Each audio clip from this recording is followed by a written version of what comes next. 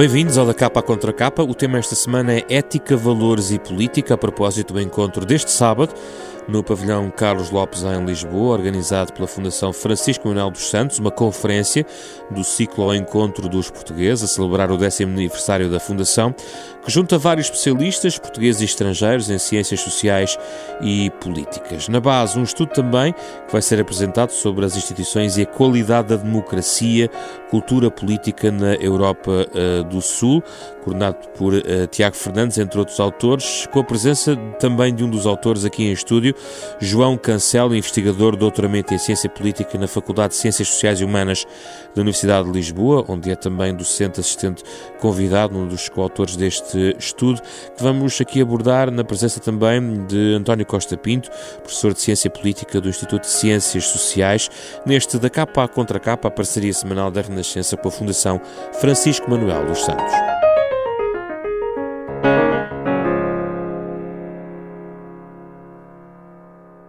É um gosto recebê-los, obrigado. Bom dia pela vossa presença aqui no Da Capa à Contra Capa.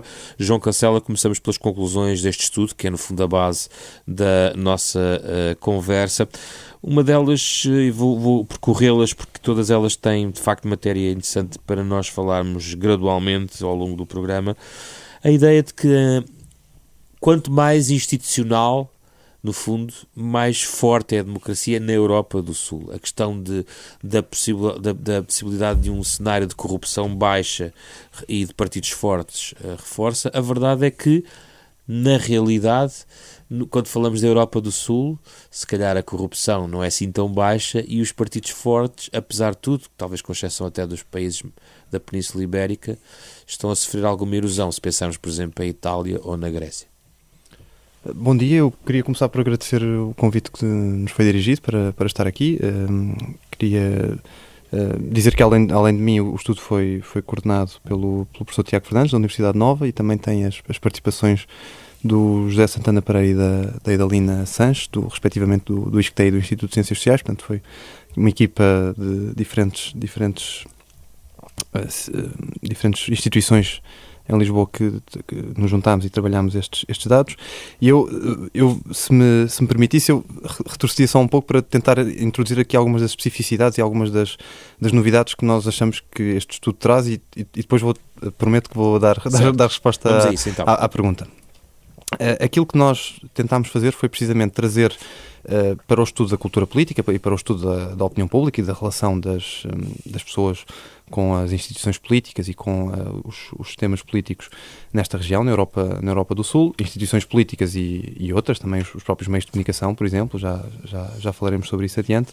Mas o que nós tentámos foi, de certa forma, expandir o âmbito da análise e, além de nos preocuparmos com as questões económicas e com as questões também relacionadas com a própria evolução da economia, da crise, tudo isso, tentámos de facto trazer o peso das instituições aqui para o nosso estudo. Isto foi possível fazer porque nós baseamos o estudo numa base de dados que tem vindo a ser desenvolvida ao longo dos últimos anos, não só sobre a Europa do Sul, mas sobre todo o mundo, uma base de dados de um projeto chamado Variedades de Democracia, e nós com essa base de dados, que recolhe informação sobre centenas de indicadores acerca do aspecto de uma grande diversidade de aspectos do funcionamento dos sistemas políticos em todo o mundo, desde 1900, nós concentramos nesta região, porque estamos em Portugal e porque o centro regional do projeto Variedades de Democracia está cá sediado, na Universidade Nova de Lisboa, e aquilo que nós fazemos então é pegar nestas diferentes variáveis institucionais, que são medidas por uma série de peritos e que depois permitem ser devidamente comparadas através de um conjunto de métodos de harmonização dos dados a que se recorre, e procuramos então perceber qual é que é o impacto de diferentes variáveis nestas coisas que nós estamos interessados em perceber, nomeadamente a cultura política e a opinião pública.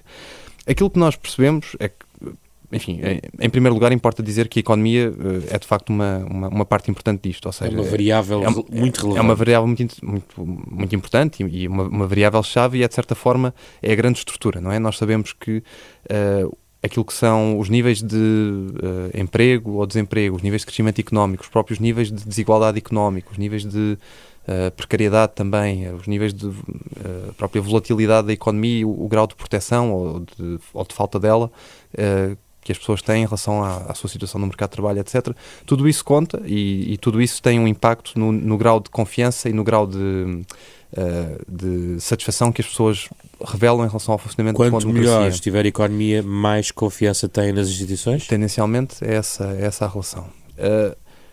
Agora, aquilo que nós também fizemos foi, partindo da experiência destes 5 países que aqui consideramos, além de Portugal, também Espanha, Itália, Grécia e França, aquilo que nós fizemos foi pegar nestes países que são países que tipicamente são considerados pela literatura internacional como sendo países que apresentam muitas vezes níveis mais baixos de confiança política, também às vezes mais desapego em relação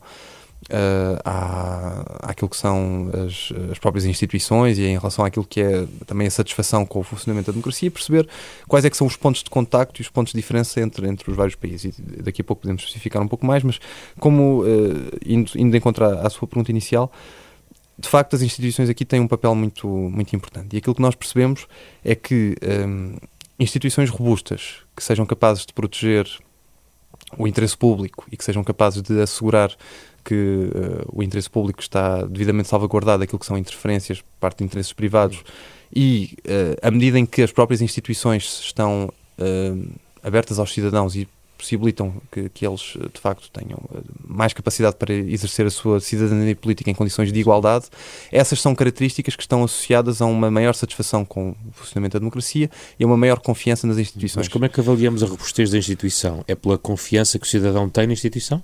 Não, a confiança acaba por ser um resultado dessa mesma robustez. A robustez acaba por ser aqui uma variável explicativa, portanto, que nós analisamos de forma independente, e aquilo que nós fazemos é recorrer estas apreciações de peritos que o que fazem é julgar o funcionamento de um conjunto de instituições e de um conjunto de práticas no sistema político de forma tão rigorosa quanto possível. E na Europa do Sul, confia-se nas instituições?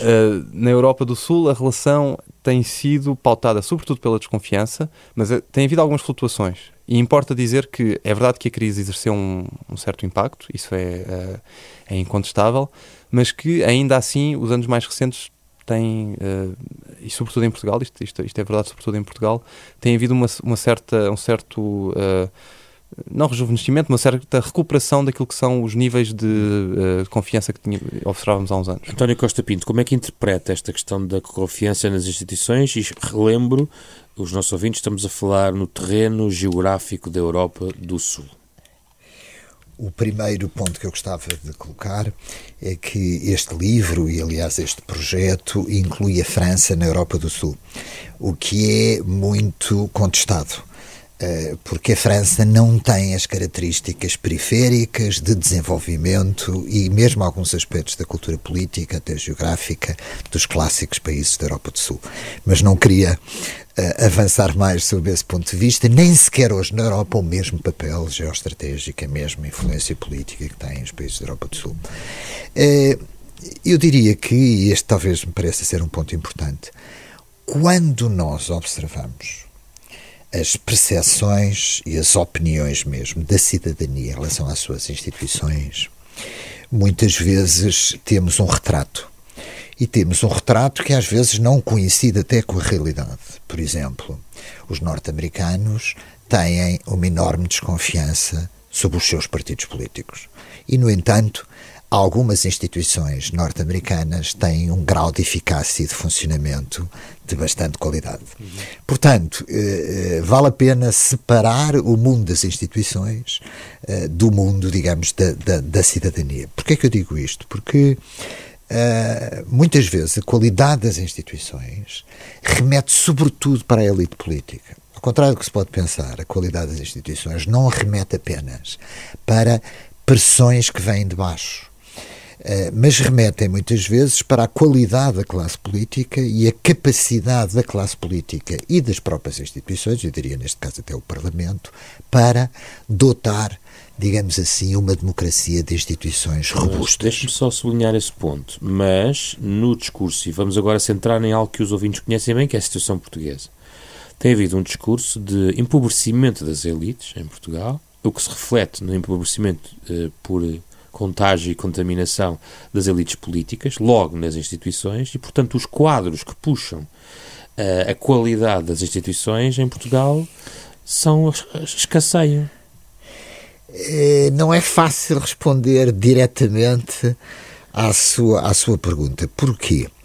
Em grande parte porque o polo central da resposta remete para os partidos políticos. Por exemplo, uma das dimensões deste estudo é a ideia de que partidos políticos mais robustos, mais ligados à sociedade civil, produzem melhor democracia. Mas esse é o calcanhar daqueles das democracias contemporâneas. Porque o que nós observamos, e Portugal, sob esse ponto de vista, digamos, é uma relativa exceção, é a grande erosão de confiança nos partidos políticos, mas, sobretudo, pelo aparecimento de novos partidos políticos, muitas vezes partidos políticos antissistema, muitas vezes dotados de uma classe política completamente amadora e impreparada. Vale a pena sempre salientar aquele sketch magnífico quando os primeiros deputados do 5 Estrelas entram no Parlamento italiano e as televisões vão perguntar: então, meus senhores são deputados, o que é que querem? E eles, coitados, estão todos surpreendidos porque não fazem a mínima ideia o que é que vão lá fazer.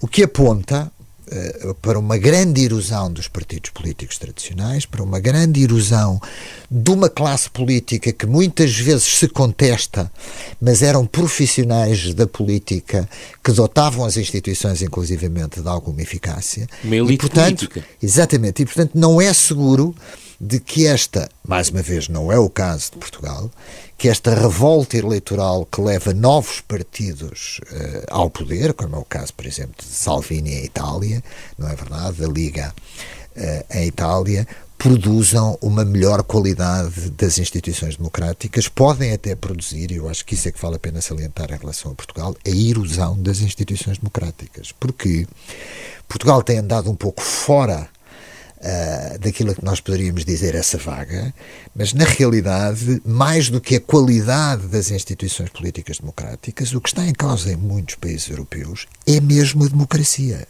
Da Hungria à Polónia, a Itália, no sentido de termos partidos com modelos ideológicos mais autoritários, enfim, vamos ver até que ponto as instituições resistem. Sim, mas há aqui uma espécie de um vírus que é identificado no estudo como fator que corrói a confiança, que é a questão da corrupção.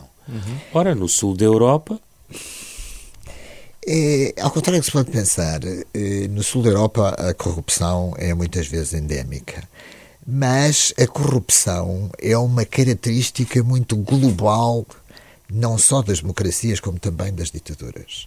Repare-se o que acontece com as democracias latino-americanas, repare-se que casos de corrupção da Europa Central e Oriental, à Europa do Sul, à França, enfim, a outras democracias em países inclusivamente mais desenvolvidos, é um vírus. Mas a corrupção é apenas um dos elementos que introduz uma enorme desconfiança da cidadania na sua classe política. Porque mesmo sem essa corrupção, por exemplo, o número de portugueses que têm uma indiferença, desconfiança do Parlamento e da própria classe política profissional é muito grande. Portanto, a corrupção muitas vezes, eu diria que mais do que a corrupção é a saliência da corrupção, não é? Ou seja, a saliência mediática da corrupção. A percepção de corrupção. A percepção da mais corrupção, do que a corrupção propriamente. Do que a corrupção muitas vezes propriamente dita. Eu gostava de complementar ao que o professor Costa Pinto referiu, porque eu acho que este aspecto, esta dimensão que ele referiu relativamente à saliência é muito importante, na medida em que a corrupção é um dos temas mais difíceis de se estudar e de se trabalhar, necessariamente, de um ponto de vista comparado, mas mesmo dentro do país. Qual é que deve ser o indicador que nós devemos usar para perceber se há mais ou menos corrupção? É a percepção de que há corrupção, mas se calhar o facto de haver percepção de que há corrupção resulta de que essa corrupção está hoje a ser investigada e a ser enfrentada de uma forma que talvez há décadas não fosse. E talvez ou então pode ser a mediatização apenas e só. Acho que estão inteiramente relacionadas as questões. E eu acho que há aqui um ponto que importa, que é talvez um pouco paradoxal, mas que também eu acho que parte da vitalidade da democracia reside aqui neste paradoxo, que é verdade que hoje nós podemos ter níveis de descontentamento. Hoje, quando digo hoje, não é neste ano preciso, mas nesta época em que vivemos, pode haver uma uma maior insatisfação em relação à democracia e que isso esteja associado à percepção de que a corrupção está a medrar e está a pôr em causa a nossa democracia. Mas isso pode ser precisamente o resultado, o produto de termos vindo a desenvolver ao longo das últimas décadas cidadanias mais críticas, não é? Grupos de cidadãos mais e simultaneamente, desculpe, diria eu, até sistemas judiciais que são mais eficazes no combate à corrupção, estão mais capacitados do que eram há 20 ou 30 anos, por exemplo. Mas as insatisfações que possam existir não chegam depois digamos, à elite da instituição, porque no caso português e no caso espanhol já não será o caso, mas no caso português é mais evidente, a consolidação em torno de 3 ou 4 forças políticas está estabilizada, enquanto que noutros países, e em alguns até da Europa do Sul, a insatisfação de cidadania foi canalizada por determinados partidos que se constituíram nesse sentido e chegou ao quadro representativo parlamentar. Isso é verdade.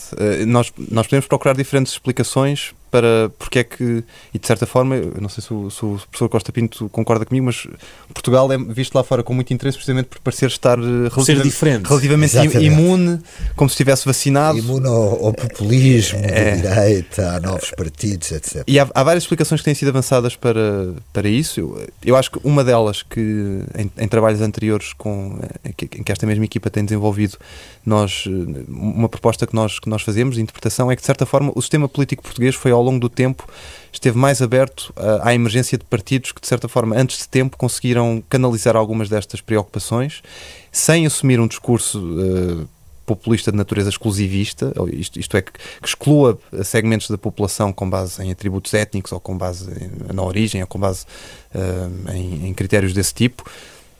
Mas em vez disso conseguiu, se nós pensarmos que o sistema político português conseguiu integrar uma força como o Bloco de Esquerda desde finais dos anos 90 e apesar de tudo, revelou-se uma força política que teve espaço para entrar no Parlamento. Por acaso estava a pensar, pensei que estava a referir-se ao PCP, na versão como o PCP com as ligações que tem aos sindicatos. Sim. E a forma como conseguem canalizar a insatisfação por uma maneira mais orgânica e institucional. E mais institucionalizada. Essa também é outra explicação, mas que eu diria que sim, que também é válida, sendo que o PCP está intimamente ligado àquilo que foi o processo de transição para a democracia em Portugal e à sua consolidação. As opções que foram tomadas pelo PCP foram chave nesse processo e foram chave também para moldar o tipo de democracia que temos hoje. Mas eu diria que, além do PCP e além dessa capacidade, de certa forma, de enquadrar o protesto e de enquadrar as vozes mais críticas em relação àquilo que podiam ser algumas falhas no funcionamento do próprio sistema e também da capacidade da economia funcionar de uma forma relativamente equitativa para o maior número de pessoas. Além dessa espécie de marca genética da democracia, a verdade é que a democracia também se desenvolveu de forma a permitir que os partidos que assim conseguissem penetrar e conseguissem espalhar a sua mensagem, divulgá-la, tivessem expandido. E agora podemos estar perante este novo cenário em que temos um novo partido a emergir, a consolidar-se, o PAN, neste caso. Se o Cancela me permite. Mas nós muitas vezes dizemos, e é verdade, que os partidos políticos portugueses têm resistido muito bem comparativamente com outras democracias europeias. Mas há um lado negro nesta resistência. E o lado negro remete muitas vezes para uma alta taxa de abstenção, para uma sociedade civil que escolhe muitas vezes não a revolta eleitoral, mas a saída do sistema. Nós queixamos muitas vezes de que os nossos partidos, no fundamental, já representam muito pouco. Mas a verdade é que, noutras democracias, nós assistimos a revoltas culturais, ao aparecimento, por exemplo, de partidos neofascistas em Portugal, não. Na Grécia, ou da direita radical em Espanha, etc. Mas a nossa sobrevivência do sistema partidário também tem um lado negro. Porque tem uma sociedade civil queixosa e passiva. É uma sociedade civil queixosa e passiva. Passiva e que escolhe a saída do sistema. A elite fica relativamente satisfeita, como é evidente, porque não temos partidos de direita populista, nem partidos, enfim, de extrema-direita, etc.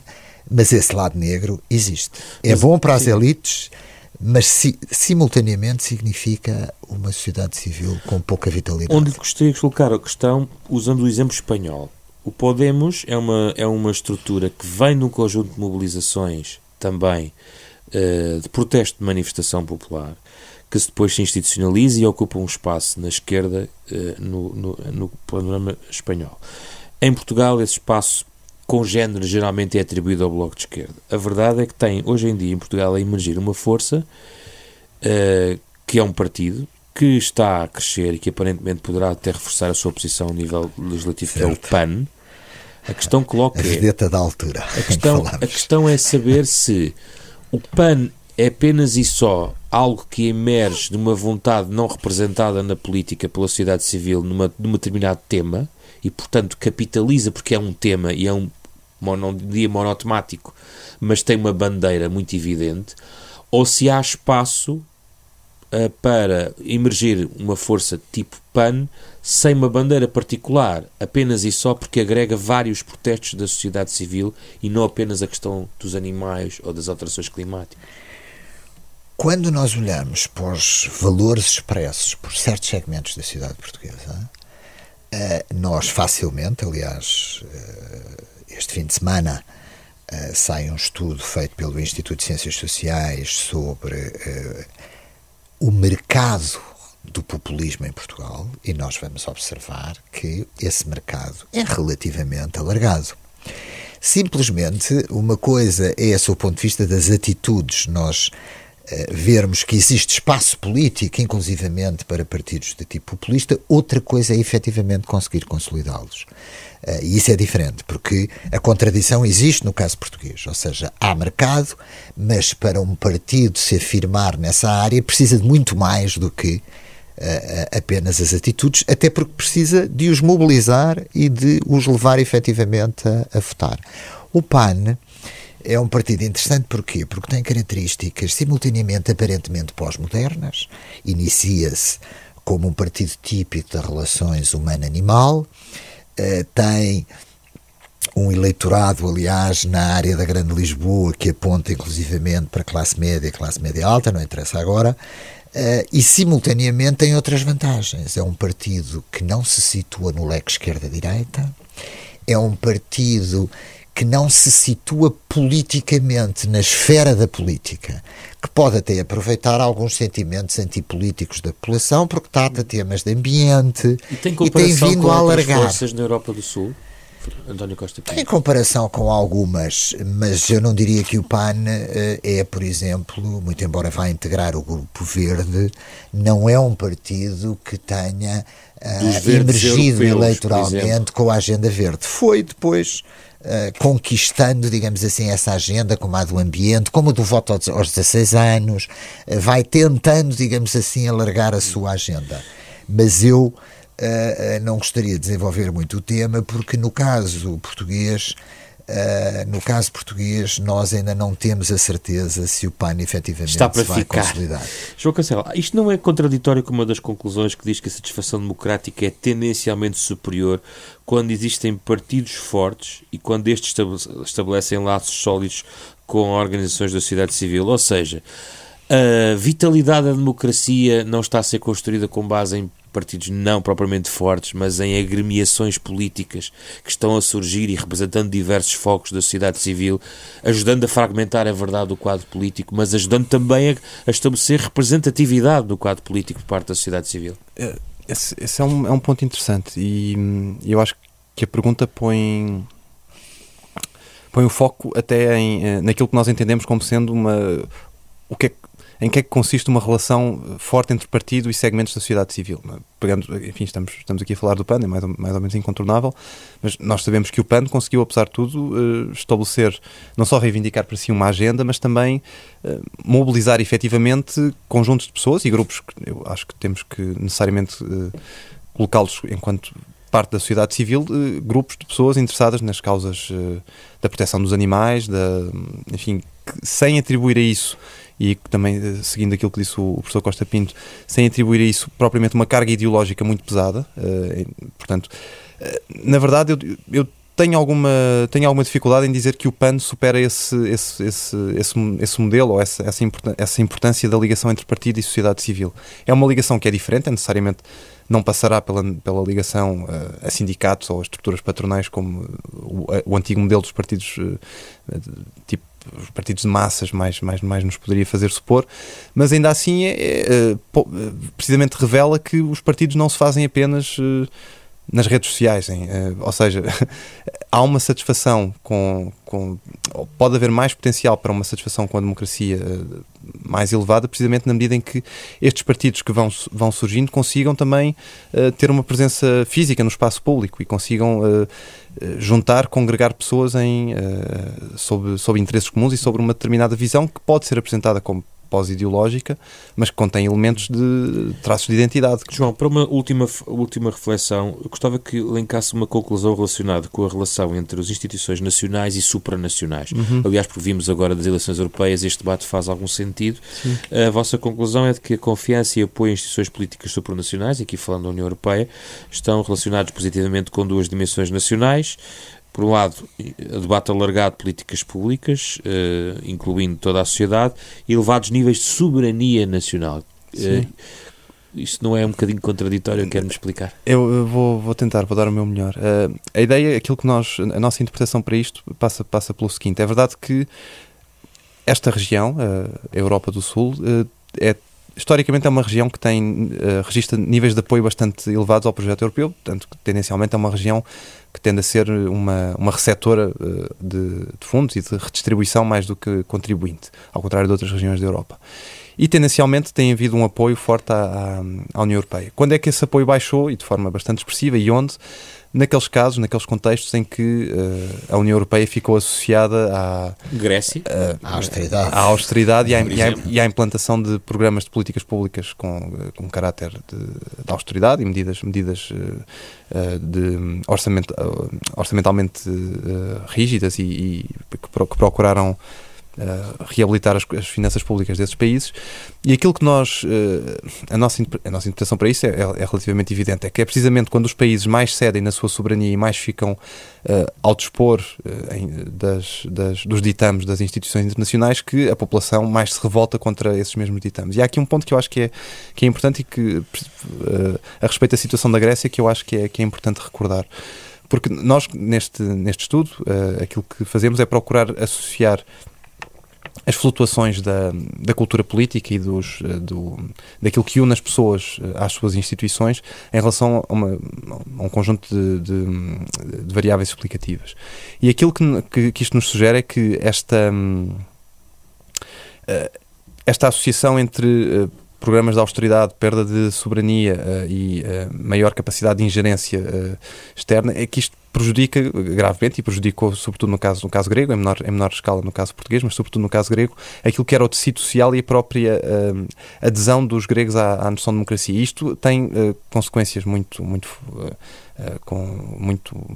robustas, muito visíveis, quando pensamos que, por exemplo, foi nesta altura que aumentou imenso na Grécia a evasão fiscal, em que o próprio cimento, a própria cola da sociedade se começou a desagregar, e em que, de certa forma, a cultura política passou a estar muito mais fragilizada, e é nessa medida que nós encontramos esta associação entre a perda da capacidade de tomada de decisão por parte do Estado e a adesão aos valores europeus. António Costa Pinto, qual é a sua leitura deste ângulo em particular?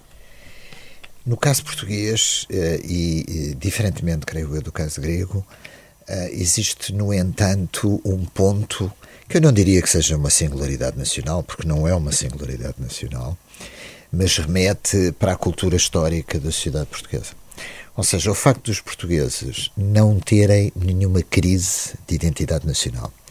O facto de Portugal continuar a ser um Estado-nação muito homogéneo, quase, eu diria mesmo, cansativamente homogéneo, é muito difícil, no caso de Portugal, por exemplo, mobilizar politicamente um soberanismo contra Bruxelas.